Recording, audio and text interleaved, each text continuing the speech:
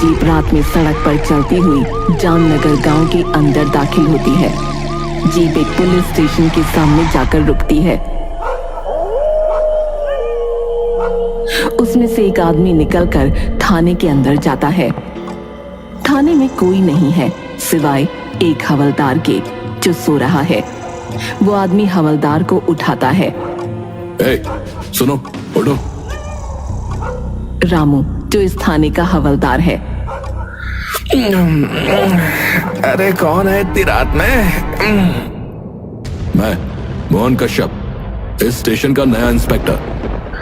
अरे sir, sorry, मुझे माफ करना, लेकिन आप तो कल आने वाले थे ना? इतनी गहरी रात नहीं हुई है जितना गहरा तुम सो रहे हो।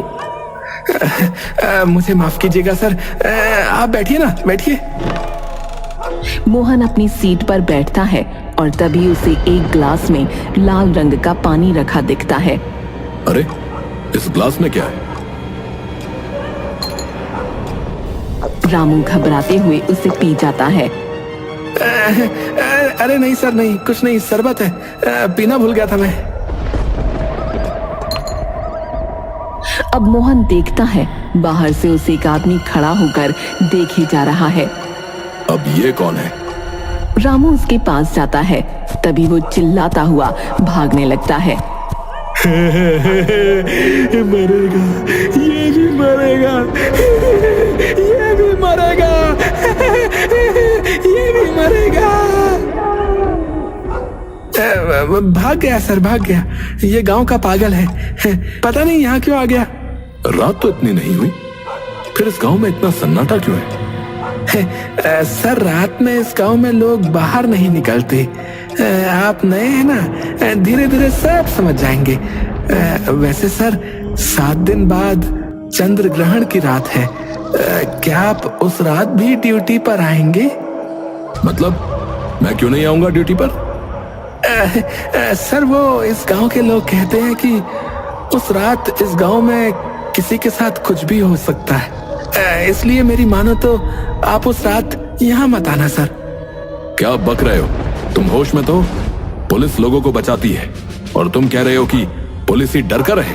जाओ, बाहर जाकर अपना काम करो। रामू बाहर चला जाता है। मोहन कुछ सोचने लग जाता है।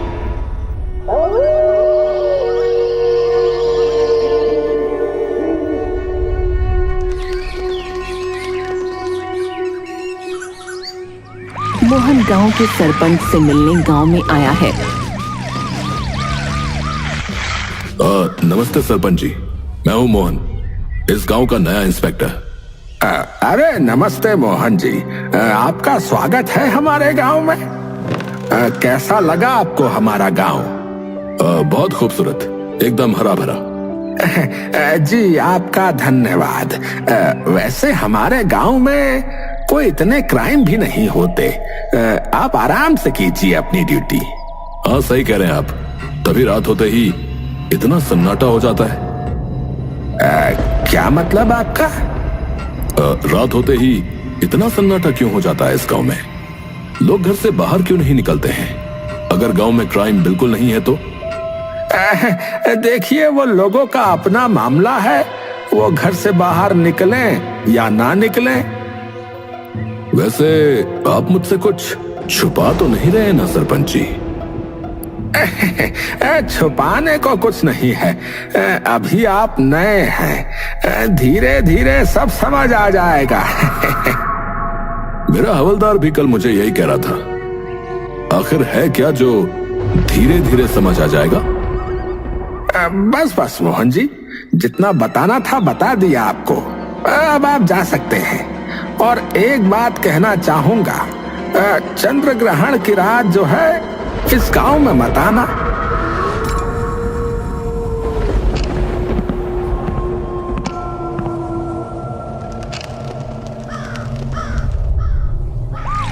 मोहन अपने घर से स्टेशन की तरफ आ रहा है, तभी उसे रास्ते में 2 लोग एक पेड़ की पूजा करते दिखते हैं।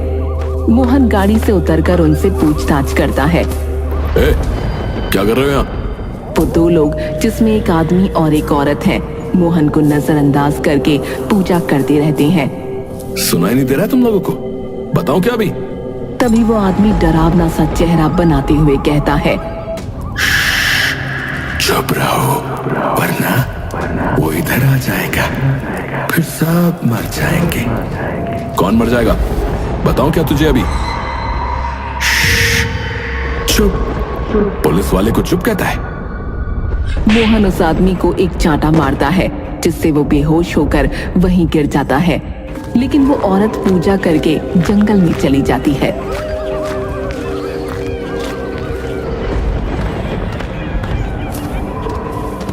मोहन उसके पीछे जाता है, लेकिन वो जंगल में गायब हो जाती है। ये कहाँ गायब हो गई? क्या अजीब लोग हैं यहाँ के, सबके सब अजीब हरकतें कर रहे हैं। तभी उसे एक अजीब सी चिल्लाहट सुनाई देती है। अरे ये कौन चिल्ला रहा है? ये आवाज किसी जानवर की तो नहीं लग रही। मोहन जंगल की और अंदर जाता है, लेकिन उसे अंदर कुछ नहीं मिलता। लगता है वो आवाज किसी जानवर की ही थी, और वो औरत भी शायद बाहर ही चली गई जंगल के। मुझे भी अब लौट जाना चाहिए। मोहन के वापस लौटने पर बेहोश हुआ आदमी वहां उसे नहीं मिलता। अरे ये कहाँ गया? लगता है वो औरत बड़ी शातिर है, खुद भी भाग गई और अपने आदमी को भी ले गई। कोई नहीं, इन दोनों को तो मैं कल देखता हूं।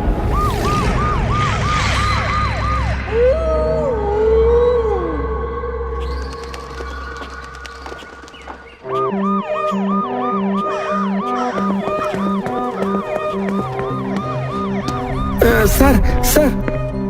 क्या हुआ रामू, तुम इतना ऑफ क्यों रहे हो? आप खुद ही चलकर देख लीजिए सर।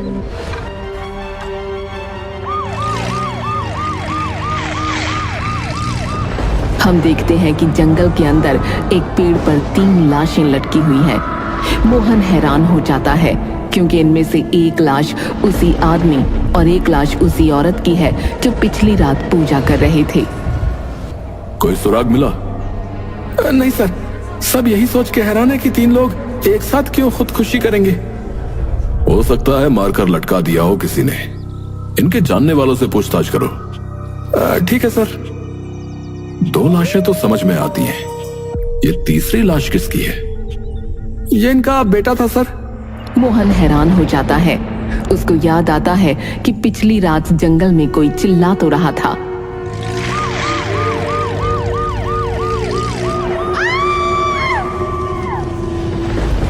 रामू एक बात बताओ, इस जंगल में कौन कौन से जानवर हैं? सर जंगल में तो कोई ऐसा खास जानवर नहीं है, छोटे मोटे ही जानवर है।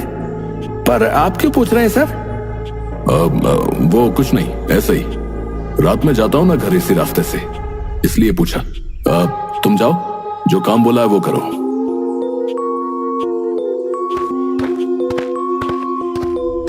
माजरा कुछ समझ में नहीं आ रहा है। मोहन को पुलिस स्टेशन के पास एक बार फिर वही पागल आदमी खड़ा दिखता है। सुन, सच सच बता, बात क्या है? क्यों छुप छुप कर मुझे देखता है? तू भी मर जाएगा, हमारे जैसा बन जाएगा। क्यों मर जाऊंगा? बता बता, क्या पता है तुझे जो यहाँ के लोग मुझे नहीं बता रहे? बता दिया तो ये सब मुझे भी मार देंगे। चंद्र ग्रहण वाली रात यहाँ मत आना।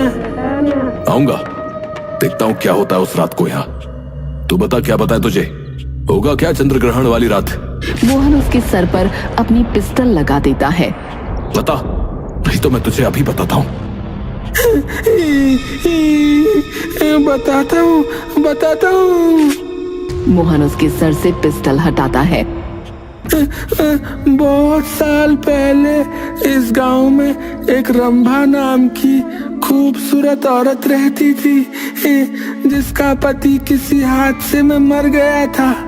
रंभा अपने 2 बच्चों के साथ खुशी से यहाँ रह रही थी, पर एक दिन इस गांव के पुराने सरपंच की नजर उस पर पड़ गई।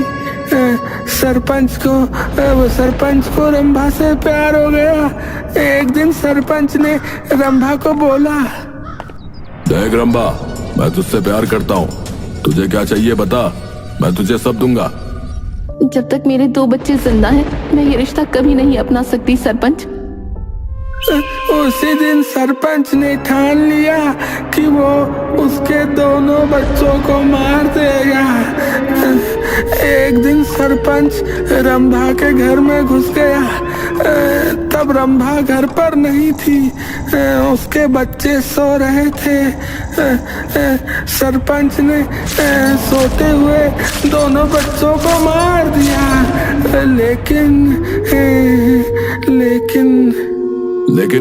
लेकिन क्या? सरपंच देखता है कि घर में एक आदमी की लाश पड़ी हुई है और उसके आसपास जादू तो ना हो रखा है। ये लाश और किसी की नहीं, रंभा के पति की थी। सरपंच बहुत डर जाता है और खुद को पुलिस के हवाले कर देता है। रंभा और उसके बच्चों की लाशें साथ में पति की सब एक साथ गायब हो जाते हैं। लेकिन फिर आती है चंद्र ग्रहण की रात।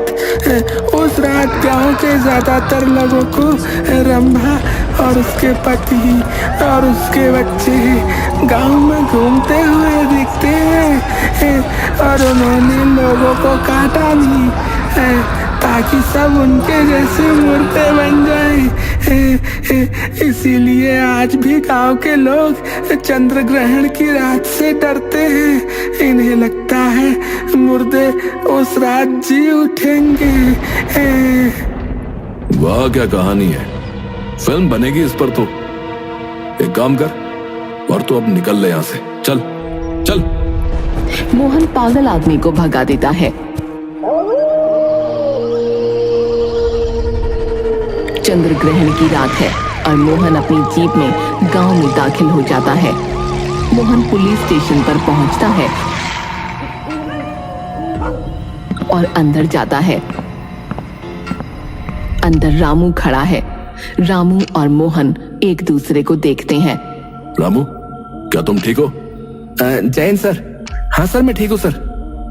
तुम तो कह रहे थे कि चंद्र ग्रहण की रात ये होगा वो होगा, क्या हुआ? माफ कीजिएगा सर, आप बैठिए ना। मोहन अपनी सीट पर बैठता है। ऐसा है, ये सब अफवाह होती है। बहुत से गांवों में ऐसी राजनीति देखी है मैंने। गांव के लोग भोले होते हैं, बेचारे बेवकूफ बन जाते हैं। हाँ सर, आप बड़े हैं, आप सही कह रहे होंगे। अच्छा, वो जो 3 लोगों ने खुदकुशी की थी, कुछ पता चला उनके बारे में? हाँ सर, पता चला है। कुछ दिनों से अजीब हरकतें कर रहे थे गांव में ये लोग। अजीब हरकतें? लड़के को कोई बीमारी हो गई थी, पर उसका इलाज जादू टोने से कर रहे थे, और फिर ये खुदकुशी। और डिटेल्स का पता निकालो। तभी एक तेज हवा का झोंका रामू को महसूस होता है। चंद्र ग्रहण लग चुका है।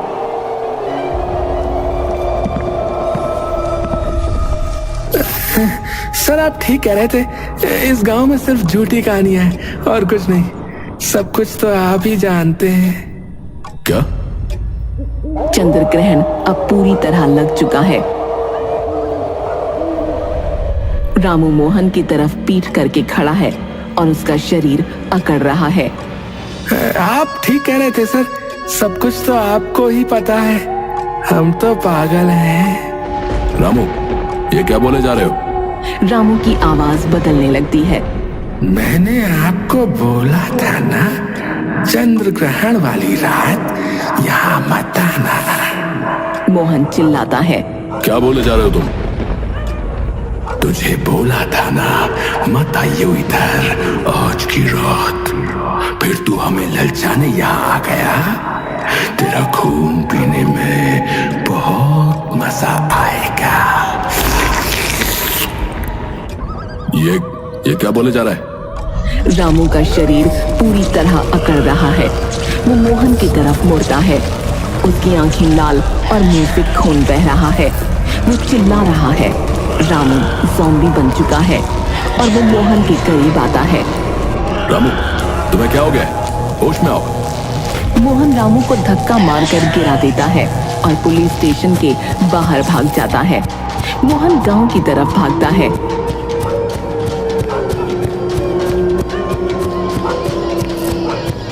उसे वही पागल आदमी मिलता है। सुनो, तुम सही कह रहे थे। मैंने अभी अभी एक ज़ॉम्बी देखा। वो मेरा हवलदार है। मैंने तो कहा आपसे, आप मत आना चंद्र ग्रहण की रात इस गांव में, लेकिन आपने मेरी बात नहीं मानी। उल्टा आप मुझ पर चिल्लाने लगे। मुझे माफ करना, मैं बेवकूफ था। तुम्हें छुपना पड़ेगा, वो तुम्हें सूंघता हुआ यहाँ आ जाएगा। पर हम उसे मार क्यों न दें?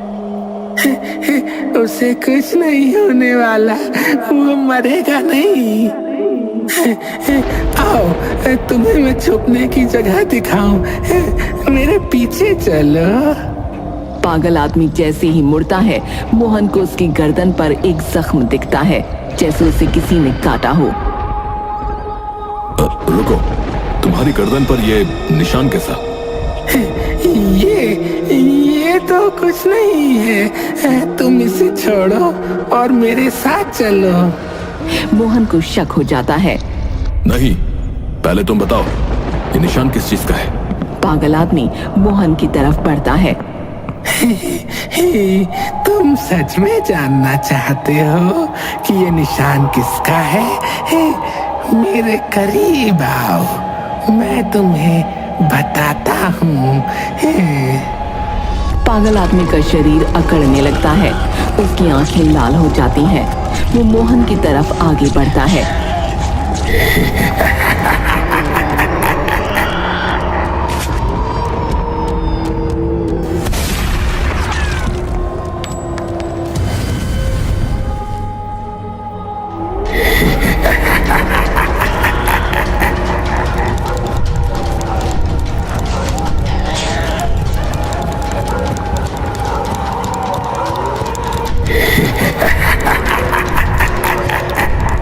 थोड़ी दूर जाने पर मोहन को कुछ लोग दिखते हैं, जिनके पास सरपंच जी भी खड़े हैं। सरपंच जी मेरी मदद कीजिए। अरे मोहन, आप हाँफ क्यों रहे हैं? क्या हुआ? कोई जंगली जानवर देख लिया क्या? ऐसा ही कुछ समझ लीजिए। आप फिक्र मत कीजिए, आप बैठिए, ये लीजिए, पानी पी लीजिए।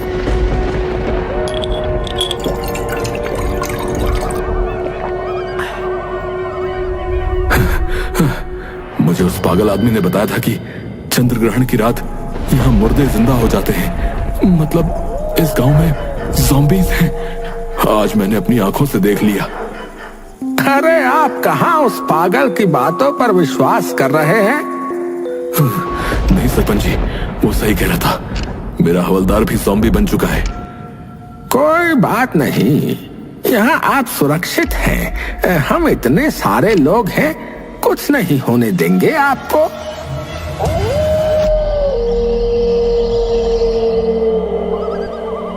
तभी मोहन उसकी गर्दन पर वही निशान देखता है जो उसने उस पागल आदमी की गर्दन पर देखा था। मोहन को शक होता है। वो सारे लोगों को देखता है जो अजीब नजरों से मोहन को ही घूर रहे होते हैं, मानो जैसे भूखे हों।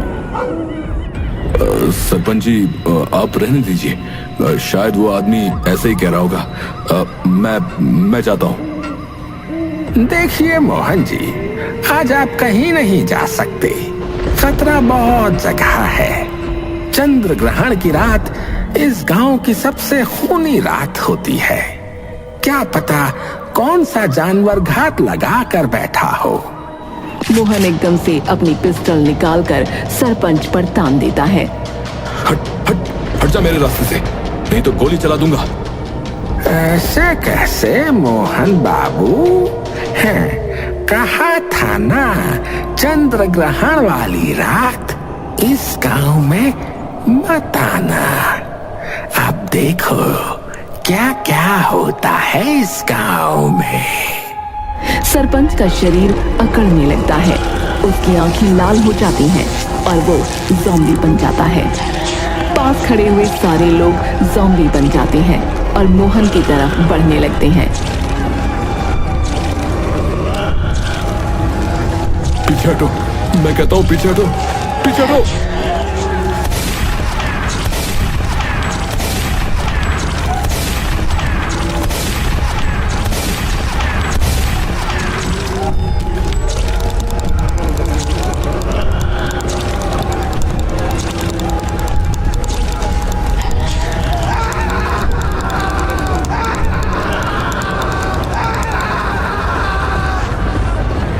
ये कहानी मोहन अपने बच्चे को सुना रहा है।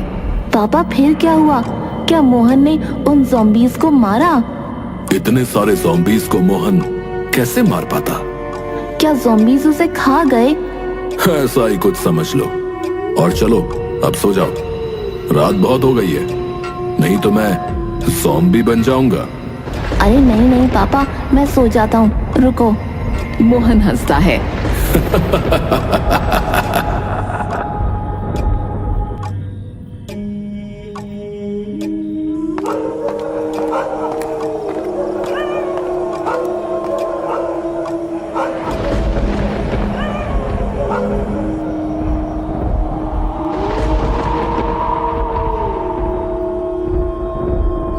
उसका शरीर अकड़ने लगता है, उसकी आंखें लाल हो जाती हैं, वो ज़ॉम्बी बन जाता है। मोहन अब मुड़कर अपने बच्चे की तरफ देखता है।